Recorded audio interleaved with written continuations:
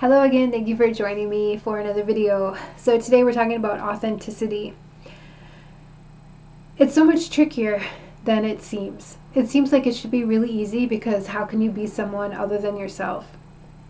But the fact of the matter is we live in a society that has just mountains of both written and unwritten rules. On top of that, you also have everybody's sensitivities that half the people, 3/4 of the people that you're going to interact with have no idea what their sensitivities are until you accidentally trigger one of their sensitivities. So if you're a person that does not perceive reality on the same kind of tiny little quotient of the invisible light spectrum or visible light spectrum, if you see outside the visible light spectrum and can read body language really well, which anyone who has trauma can, we read body language way too well. It's going to be hard to be your authentic self in the face of all of these rules, written, unwritten, negotiated emotional contracts that unnegotiated emotional contracts that people expect you to be gentle with their emotions, which they might not even be aware of their own emotional triggers. And so coming into the world and being authentic, knowing that you might upset people, is challenging when you have trauma, because you don't want to be noticed. You don't want to get in trouble. You don't want to be punished. Some of the things might have happened to you in a way that made you completely blame yourself, and that it is really difficult to get rid of that when you walk into a society that also very much has all of this like secret layer of rules and people you might piss off and aggravate and just not vibe with, who might dysregulate you to the point where now everybody has a reason not to like you. So you have there's a kind of big payoff to hiding, a big payoff to shielding the authentic you from all of this potential damage and all of the risk that being your vulnerable real self in the world comes with. And it's stifling, it's suffocating, it's challenging to show up anyways, and to find places where it is safe to show up anyways, because there really isn't a lot of places for like the new kind of human that has been evolving here over the last 10 years. We've changed. I was telling my son, like, I was a teenager when MTV became a thing. This is a very different world than the iPad kids growing up now, and access to the amount of information online that people have, the amount of psychological self-help, coaching, gurus, other cultures' history that we didn't have access to before and now do, that can really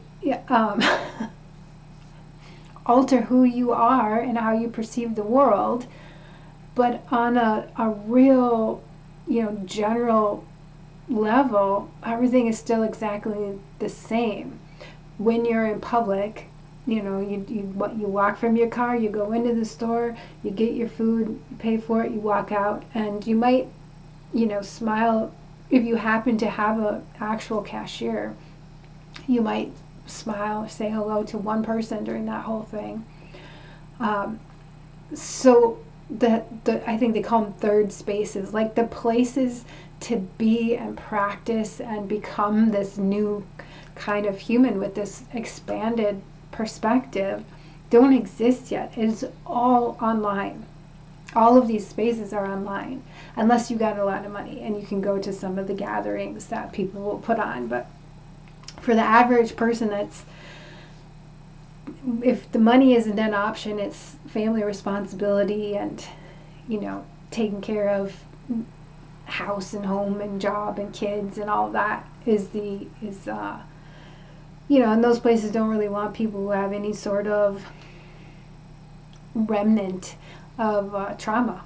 Like you're expected to be totally trauma free if you grew up in some kind of lower class situation. All of that should be removed from your vernacular before you go to these spaces. So those aren't places for true authenticity to take place, and there aren't a lot of them.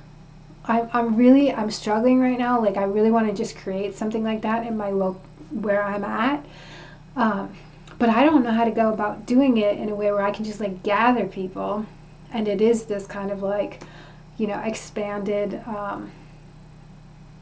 perspectives, expanded perception, expanded worldviews, an inclusive idea of what it is to be human, so that we can practice being authentic and try some of these new, the knowledge base that is coming in is not getting challenged by the real in-person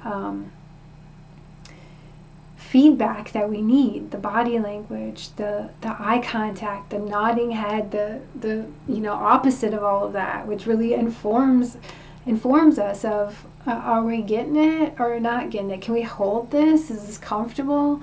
Is this who we are? Can we be this in the world? So that's kind of where I'm trying to figure out how to take all of the stuff that I've learned in the last 10 years and the expanded information that I have and the deep kind of guiding light that is more firmly established within me.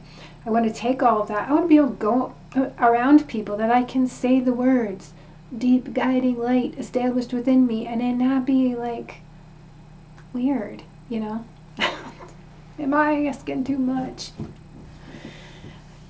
So, if you've had any luck taking your authentic, expanded consciousness out into the world and escaping the isolation pods that so many of us have been grown way too comfortable in, please leave comments below. I think it would be really awesome if we could find ways to reconnect with each other, create third spaces for each other. A not so secret society. Can we just be weirdos out in public together somehow? I think that needs to happen. I think people are craving, the connections that come from heart coherence, from being in the same space and not having to pay an entry fee to do that, and being allowed to be a little imperfect in the process. All of those things I think would really go a long way, I know, for my own healing. And so I'm just curious if anybody out there has been successful at that and what that looked like and how to create it, because I'm hoping to do that now. So feel free to leave any comments or questions or nice thoughts below, and I'll see you next time. Take care.